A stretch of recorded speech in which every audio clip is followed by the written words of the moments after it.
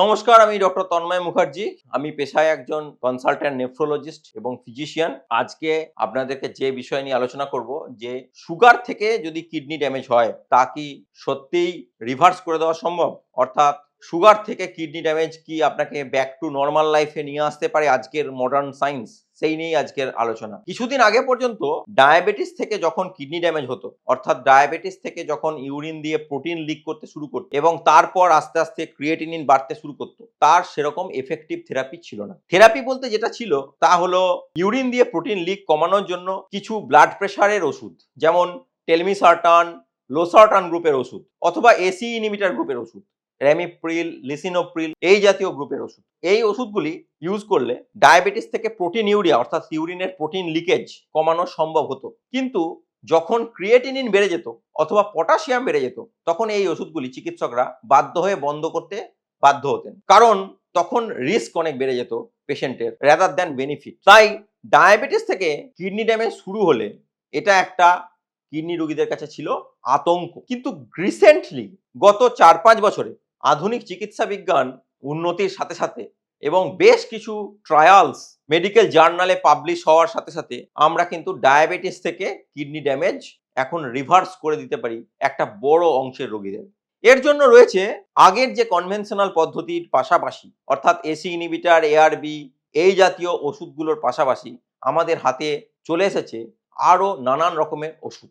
আমি এক এক করে আজকে এই ওষুধগুলি নিয়েই আলোচনা করব যে কিভাবে আপনি ডায়াবেটিস থেকে প্রোটিনের লিকেজ কমাতে পারবেন, ডায়াবেটিস থেকে কিডনি ড্যামেজ কি করে কমাতে পারবেন, এবং ক্রিয়েটিনিন বেড়ে গেলেও কি করে ডায়াবেটিস পেশেন্টদের ক্ষেত্রে আপনি তা কমাতে পারবেন। ডায়াবেটিস থেকে প্রোটিন লিকেজ কমানোর প্রথম ওষুধই হলো এসি ইনহিবিটর বা এআরবি গ্রুপের ওষুধ। ব্লাড প্রেশার দেখে দেখে এই ওষুধের ডোজ অ্যাডজাস্ট করতে হয় এবং ম্যাক্সিমাম পসিবল ডোজ আমরা এই এসি ইনহিবিটর অথবা এআরবি গ্রুপের ওষুধ ইউজ করি, যেটা পেশেন্ট টলারেট করতে পারে। এই ম্যাক্সিমাম পসিবল ডোজ অনেক সময় টেলমিসার্টান গ্রুপের ওষুধ ইউজ করা হয়, সেক্ষেত্রে up to 160 mg per day আমরা ইউজ করতে পারি। কিন্তু এই সমস্ত ওষুধগুলোর ক্ষেত্রে একটি কমন সাইড এফেক্ট হলো পটাশিয়ামের পরিমাণ বেড়ে যাওয়া। তাই পটাশিয়ামের পরিমাণ বেড়ে গেলে আমরা এই ওষুধের ব্যবহার কমিয়ে দিতে বাধ্য হই অথবা ডোজ কমাতে বাধ্য হই। এটা গেল আগেকার দিনেও এই ওষুধটা ছিল, এখনো এই ওষুধটা ইউজ করা হয়।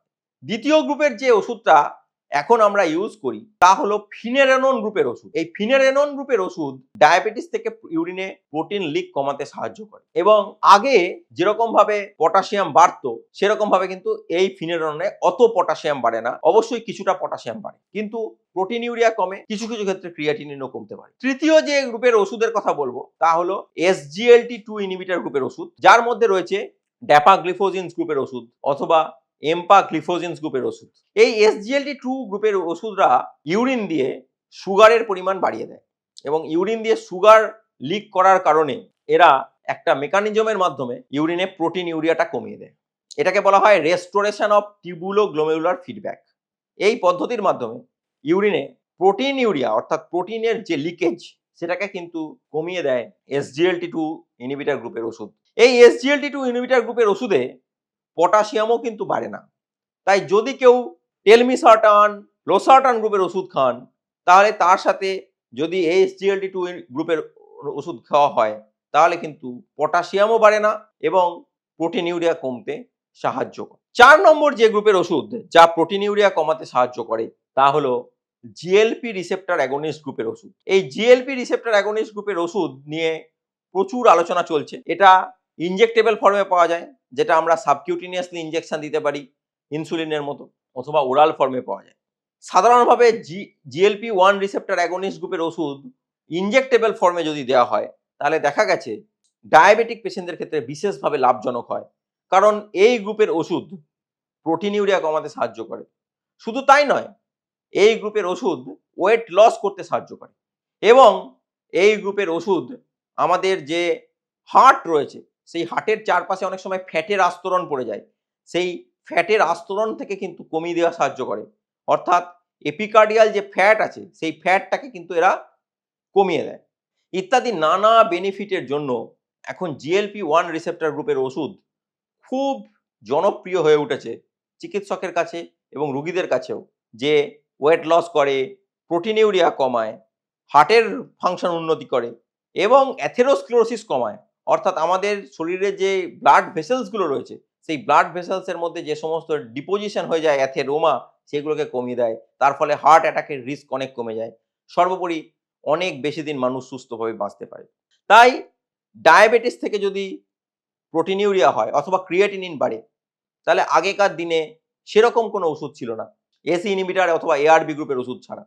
কিন্তু আজকের দিনে দাঁড়িয়ে 2026-এ আমরা এই ধরনের পেশেন্টদের ক্ষেত্রে এসি ইনহিবিটার এআরবি গ্রুপের পাশাপাশি আমরা SGLT2 ইনহিবিটার গ্রুপের ওষুধ ইউজ করতে পারি, যার মধ্যে রয়েছে ড্যাপাগ্লিফোজিনস অথবা এম্পাগ্লিফোজিনস। আমরা ইউজ করতে পারি মিনারেলোকর্টিকয়েড রিসেপ্টর অ্যান্টাগনিস্ট গ্রুপের ওষুধ, যার মধ্যে রয়েছে ফিনেরানন গ্রুপের ওষুধ, অথবা আমরা ইউজ করতে পারি GLP-1 রিসেপ্টর অ্যাগনিস্ট গ্রুপের ওষুধ, যার মধ্যে রয়েছে সিমাগ্লুটাইড, লিরাগ্লুটাইড ইত্যাদি গ্রুপের ওষুধ। তাই আজকের দিনে দাঁড়িয়ে আমরা ডায়াবেটিস থেকে ক্রিয়েটিনিন বাড়লে অথবা ডায়াবেটিস থেকে প্রোটিনিউরিয়া হলে আমরা কিন্তু অনেক পেশেন্টের ক্ষেত্রে তা কিন্তু রিভার্স করে দিতে পারি এবং রেনাল ফাংশন কিন্তু আমরা রেস্টোর করতে পারি। ধন্যবাদ।